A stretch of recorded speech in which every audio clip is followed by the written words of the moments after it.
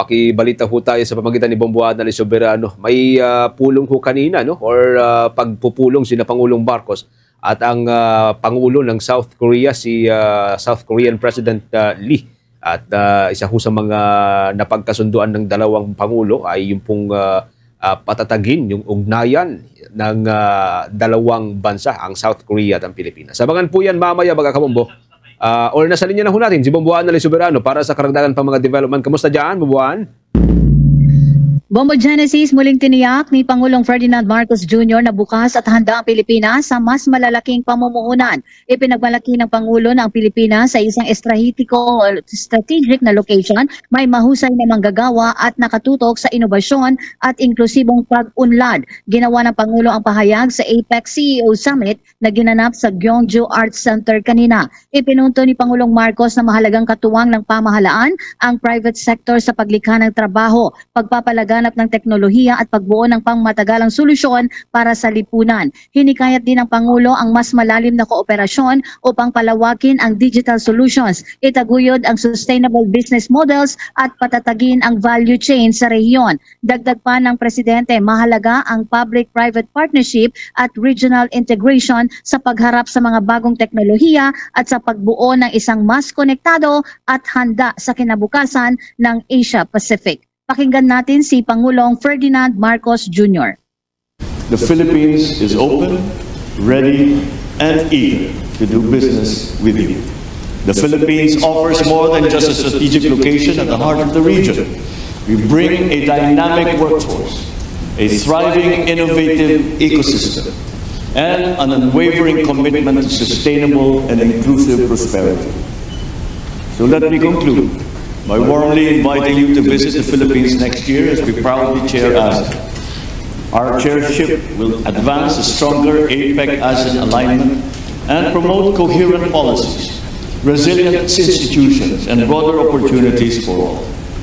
We welcome our partners from across the region and we invite the business community to join us in shaping a connected, resilient, opportunity-driven Asia.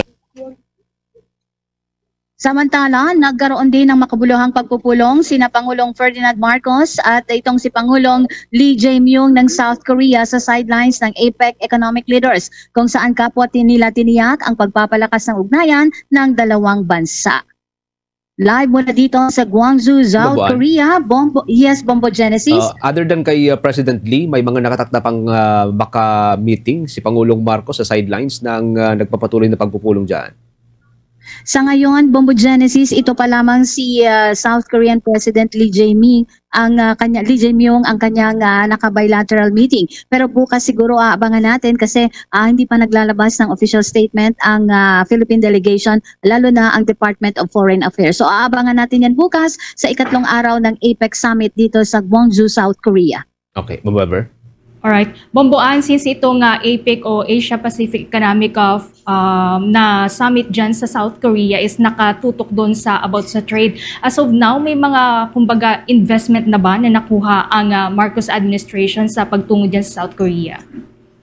Bukas, Bombo Everly, malalaman natin kasi bukas magkakaroon ng may mga pagpupulong si Pangulong Marcos sa business group ng South Korea. So, kumpiyansa naman ang gobyerno na makakakuha tayo ng investment. Kaya nga kanina sa kanyang talumpati sa APEC CEO meeting summit na hinihikayat na niya ang mga negosyante na mamuhunan sa Pilipinas dahil handang-handa na sila tanggapin ng Pilipinas para nga magnegosyo, Bombo Ever.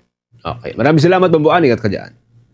Live mula dito sa Gwangju, South Korea, Bombo Annali Montaño Soberano nag-uulat. And this is Bombo Radio Philippines, the #1 and most trusted source of news and information. Basta Radio, Bombo. For the most trusted source of news and information, visit our website at www.bomboradio.com. Follow us on Bombo Radio mobile app, Facebook, YouTube, TikTok, and X, formerly Twitter.